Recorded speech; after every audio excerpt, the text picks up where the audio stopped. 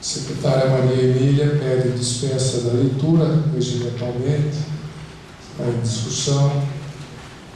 Se todos estiverem de acordo, podemos considerá-la aprovada.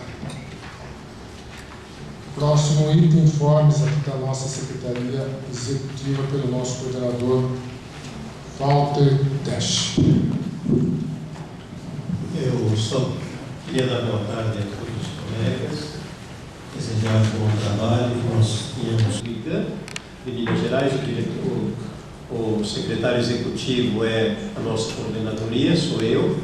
Já realizamos as reuniões de trabalho, está praticamente fechando o regimento interno, com algumas ajustes e dificuldades, e o processo eleitoral. E, como vencia em 1º de setembro o mandato dessa diretoria provisória, nós discutimos na CETIL uma prorrogação de 6 meses, e eles acharam necessário 1 ano, e foi sugerido 1 ano de prorrogação, e hoje está para aprovação no Conselho Nacional. Mas nós pensamos consolidar esse comitê, estruturar e implantar antes de terminar o prazo que nos derem de 1 ano. O Paranapanema ainda não tem o decreto presidencial, porque cada um desse comitê, o presidente faz um decreto para estabelecer o processo de implantação e dar 6 meses após constituir o comitê, a diretoria executiva provisória, que trabalha com o apoio de um grupo grande de 30, 40 pessoas dos diversos comitês. Ainda não temos o comitê, mas como a ministra da Casa Civil é do Paraná, o Paraná ficou encarregado de acompanhar esse processo, que deve brevemente sair. Nós estamos levando a agenda. O terceiro elemento de informação que temos aqui para passar, eu não sei se a Laura veio, está presente? Não veio. Então, eu mesmo vou dar um resumo da situação da cobrança. Agora eu estava, inclusive, vendo onde estava um dos nossos processos aqui na casa, mas a situação da cobrança está na seguinte: na última reunião nós mostramos um quadro com aquelas carinhas e estruturalmente não houve nenhuma mudança nova, não tem mais um decreto, não avançou estruturalmente nenhuma novidade nos 21 comitês. O que temos de novo, que eu acho que é importante sublinhar, foi o lançamento da cobrança no Alto Tietê. E aqui está a secretária executiva Maria Emília, e o secretário fez uma mesa, uma coletiva de imprensa para comunicar esse processo, e provavelmente está fechando a etapa dos simuladores, né? Não sei, tem um cronograma de implantação para a cobrança no Alto Tietê, que é um aspecto muito positivo, graças ao apoio do DAE, dos colegas da Secretaria, se consolidou um cadastro para fazer a primeira convocatória. Então, por isso foi possível lançar esse processo de cobrança pelos usos da água, e o senhor sabe, é um processo de identidade, de pedagogia, e que na nossa área metropolitana, com grande escassez de água, isso vai ajudar a melhorar o nível. Importante também, que é da cobrança rural. O secretário conversou com a secretária na última semana, e a Secretaria da Agricultura, com o processo de respeito à estrutura, foi, apesar de que era do ano passado, foi em função da última reunião, quando foi aprovado aqui pelos senhores conselheiros, uma discussão com relação à votação pelo Senado Federal do novo Código Florestal. E aí foi deliberado que as câmaras técnicas apresentariam um posicionamento deste Conselho para discussão e possível deliberação. Esse assunto está colocado. A moção que foi preparada pelas câmaras técnicas também a moção foi distribuída a todos os conselheiros, e eu abro a palavra para discussão. Um dos mais antigos desse conselho aqui, para não dizer o mais velho, talvez tenha a SEMAI e a USP, que é comigo. Sempre trabalhei nesse conselho com boa vontade, levando as maiores informações ao produtor rural. Dou como prova, a última vez que eu pedi a palavra nesse conselho foi para provar a cobrança sobre recursos hídricos. Fui o primeiro que votei a favor da cobrança de recursos hídricos, que até hoje me questionam por quê. Porque eu acredito nesse conselho. Sempre acreditei nesse conselho. Junto com essa votação naquele dia, foi aprovada o PSA, pagamento por serviços ambientais, que deve estar arquivado aí na Casa Civil até hoje. Não andou. Mas não faz mal, o assunto aqui não é hoje. O que eu me manifesto aqui hoje eu fiquei surpreso com essa última moção. É bastante mesmo. E até decepcionado. Eu acredito que essa moção deveria ser de aprovação para que o Senado aprovasse isso, não aprovasse. Nós temos que dar serviço para o pessoal e para trabalhar. O Código Florestal, senhor secretário, todo mundo tem o direito nesse país de ter algo que rege em torno dele. Por que o produtor rural não? Está totalmente desatualizado. Nós estamos tentando atualizar e passar isso, meu Jesus. Não existe nada que favorece ninguém, é tudo mito. Eu não vejo nada que favoreça ninguém. Eu tenho aqui um manifesto do deputado Mendes Temer, que foi diretor do conselho aqui, secretário de recursos hídricos. Este Código Florestal está sendo discutido no meio nosso há anos, não vem assim fluindo.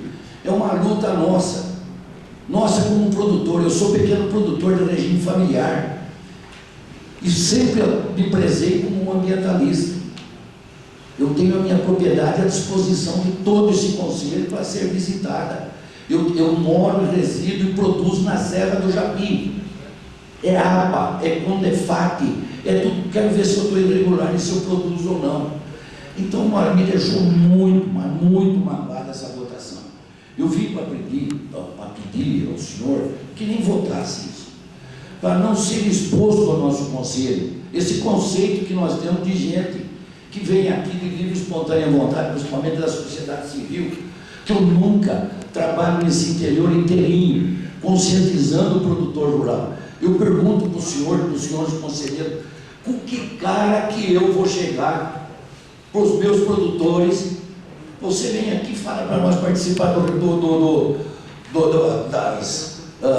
dos comitês de bacias. Você fala para nós participarmos. Aí você vai num conselho que não quer atualizar para nós podermos viver? Como eu posso enfrentar, por exemplo, que nós temos aí portarias? O senhor pega uma portaria do meio que regra aí, nós temos que fazer isso. O que é a outorga? Nós estamos recadastrando os produtores rurais. Eu mesmo traio a minha classe, porque eu sou favorável à outorga. Eu mesmo traio, eu falo, não, gente, vamos fazer outorga, vamos fazer. É um produto extinto, está acabando a água no país. Eu fico feliz quando acaba a água, porque eu sou fabricante de cachaça. Quem sabe vende cachaça depois, vamos beber cachaça. Cana tem bastante, nós vamos vender cachaça. O senhor pega aí, estamos tentando fazer, eu vou fazer um empréstimo no Banco do Brasil, além da fotografia da minha avó, da minha bisavó, pedem para mim, direito da outorga, como chama aquela outra lá? A verbação da reserva legal. E eu não consigo 10 mil reais de empréstimo para mim. Eu vou pedir 10 mil reais no Banco do Brasil, eu gasto de 6 a 8 para fazer uma outorga. E eu faço esse trabalho junto ao pessoal da zona rural. Eu vim aqui, olha, noturno, vocês acho que poucos me viram eu me manifestar aqui. Mas olha, o Código Florestal não tem tudo a favor a nós. Ele está regulando pequenas famílias, os de regime familiar. Nós precisamos disso no país para ter uma lei para nos orientar. Porque não sou eu sozinho que estou perdido, não. Eu tenho nível universitário. Faz uma ideia, eu sou produtor que moro numa propriedade rural. Eu crio ovinos e fabrico cachaça e planto orquídeas em 5 alqueires de terra. Tenho 4 famílias que trabalham para mim. Então eu não posso, eu estou pedindo isso, porque o código tem que ser aprovado. Nós temos que aprovar. Passou tudo no Senado. Será que esses homens são tão, na Câmara, será que são tão burros assim que não viram isso? Eu fico triste também aqui como conselheiro de não ter acordado antes. Nós deveríamos ter trazido esse assunto antes aqui, para entrar na discussão. Agora eu vou entrar agora. Pensa bem, eu vou pedir hoje, vai em votação, vou pedir uma cópia da ata e vou fazer o quê? Vou mandar para os meus produtores, para todos os meus sindicatos, eu tenho 237, com mais 300 e pouco, vai dar 500 e poucos municípios, dizendo, foi votado lá. Não foi eu, o que eu vou fazer? Então eu vou repartir o segmento, o nosso conselho, vai ficar dividido. Eu não tenho cara para isso aí. Não atendam os princípios que nós precisamos, mas apresentar pedido de suspensão, eu acho muito frágil e colocaria esse comitê e essa gestão em xeque. Nós ficaríamos muito fragilizados perante o Senado, perante as comissões que estão avaliando. Eu acho que nós teríamos que, sim, avaliar aquilo que entendemos que não atenda os nossos princípios. Aí, sim, um documento desse nível. Por isso, da minha preocupação, quando foi aprovado, eu pedi que encaminhasse, submetesse aos membros um relatório. Eu pensei que fosse feita uma análise técnica, como diz o Walter, uma análise técnica dizendo, olha, não tem sentido essa aprovação pelo Senado nos termos que constam dessa forma. Agora, eu sou totalmente contrário a esse tipo de moção, eu não concordo, é a minha posição. O processo e a sua tramitação no Senado e as audiências públicas que começam amanhã, inclusive pela Comissão de Constituição e Justiça do Senado Federal, que nós deveríamos solicitar este Conselho de Recursos Hídricos, solicitar a essas câmaras, ainda são 3 câmaras do Senado, que o sistema de recursos hídricos do Estado de São Paulo pudesse ser ouvido. Por quê? Evidentemente que no Estado de São Paulo, nos rios e na gestão de recursos hídricos interna do Estado de São Paulo, nós não temos problema. Nós temos nas nossas unidades de conservação, nós temos na Lei de Mudanças Climáticas a previsão da conquista do pagamento por serviços ambientais, nós temos 20 anos de comprometimento com a gestão das águas aqui. Porém, temos 2 fatores legais e que nós conseguimos ontem há pouco. Nós não fizemos a tarefa enquanto conselheiro, enquanto técnico do CRH. Então, nós não fomos usados por ninguém. Nós agimos tecnicamente. Então, está o produto que nós estamos oferecendo para os demais conselheiros fazerem as suas avaliações. Foi essa a proposta que saiu desse conselho. E nós cumprimos a nossa lição de casa. O principal problema que nós temos no Brasil é que o Congresso Nacional, nossos representantes, não ouvem a sociedade. Não lhes falta informação, não lhes falta um protesto, não nos falta documento, não falta cultura nem conhecimento sobre essa questão ambiental.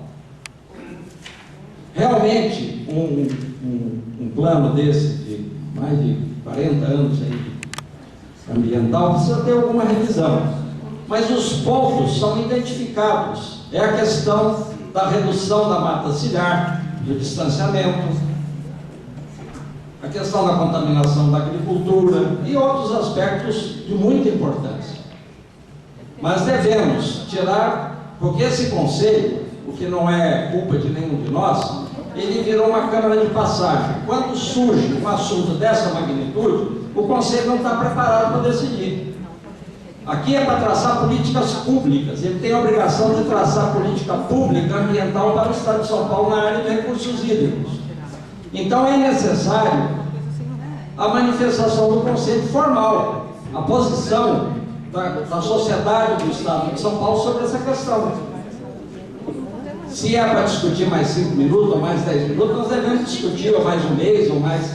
Mas considere as decisões das câmaras técnicas, as sugestões que elas fizeram, e trace um plano, uma ação do Estado de São Paulo, da sociedade do Estado de São Paulo, sobre essa questão. É uma questão de grande importância, é modificação econômica, inclusive, uma coisa muito séria para ser discutida em petit comitê. Nós precisamos dar mais amplitude disso. Eu proponho que tenha uma representação desse Conselho lá no Senado Federal para discutir e pressionar mesmo com os pontos de vista. Nós somos pioneiros na legislação ambiental do Brasil. Somos pioneiros. A Malu citou aí todos os intelectuais que colaboraram com isso. A situação é complexa e a surdez do Congresso Nacional é inominável, né? Não só por essas questões, mas por outras até mais graves socialmente.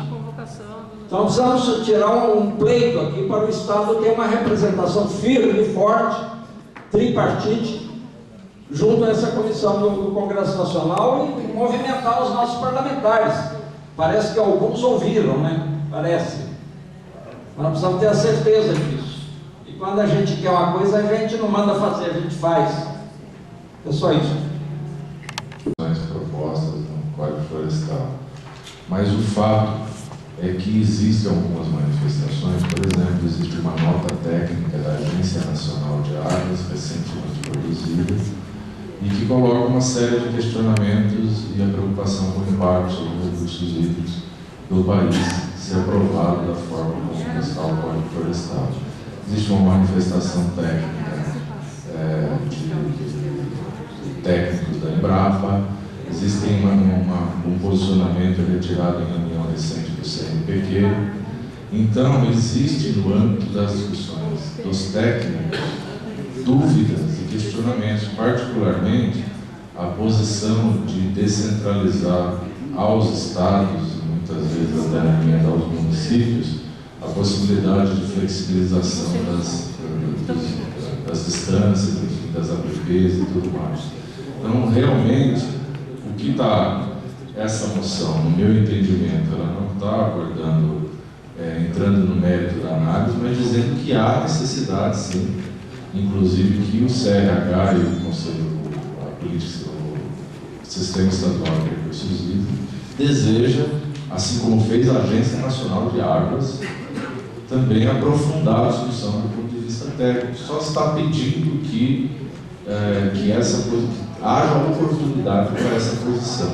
E não vejo, no que eu tenho acompanhado nos últimos dias, qualquer risco de que esse posicionamento do CRH venha atrasar qualquer votação ou emperrar a votação do Senado, porque já não existe, já está claro aí, pelo que eu conversei nos últimos dias com alguns lideranças, que a votação não ocorrerá de imediato. Tem uma tramitação, algumas câmaras técnicas, tem alguns aspectos que demandarão sim, a votação deve acontecer até o final desse ano, como foi colocado aqui.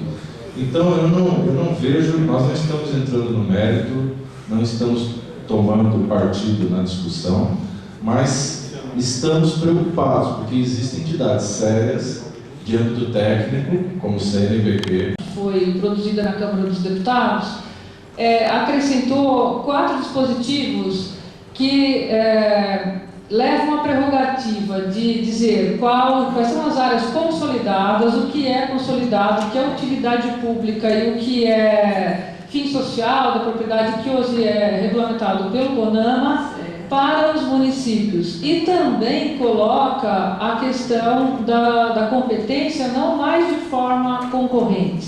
Quer dizer, tira a prerrogativa da União e dos estados também para fixar o tamanho das APPs. E esse é um problema grave.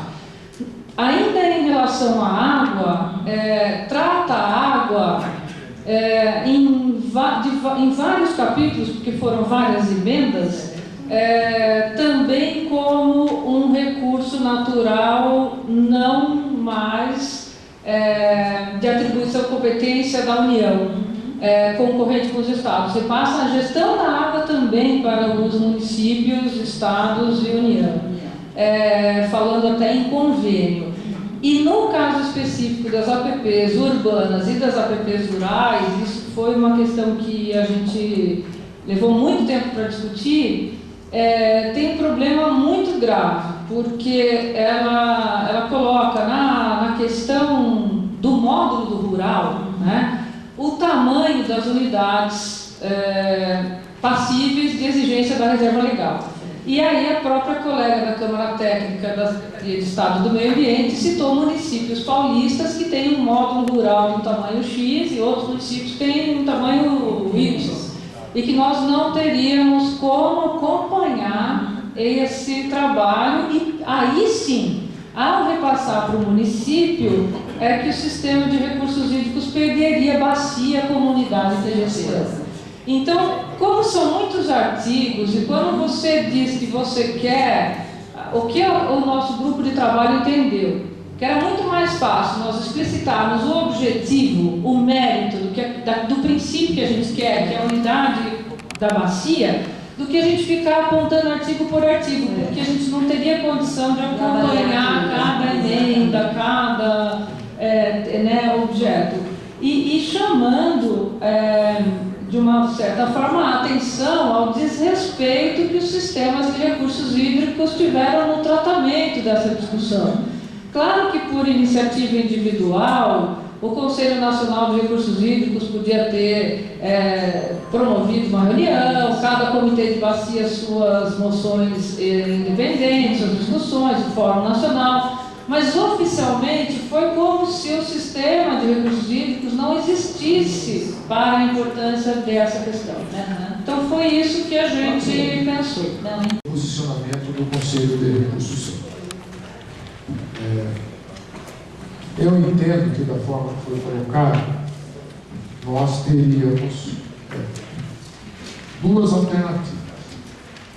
Uma delas seria delegar às câmaras técnicas a discussão do mérito,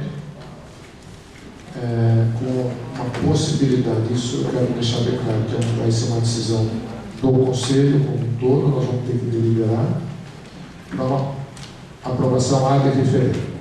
A outra alternativa é as câmaras técnicas preparar a discussão do mérito do que nós estamos propondo, sugerindo, alterando.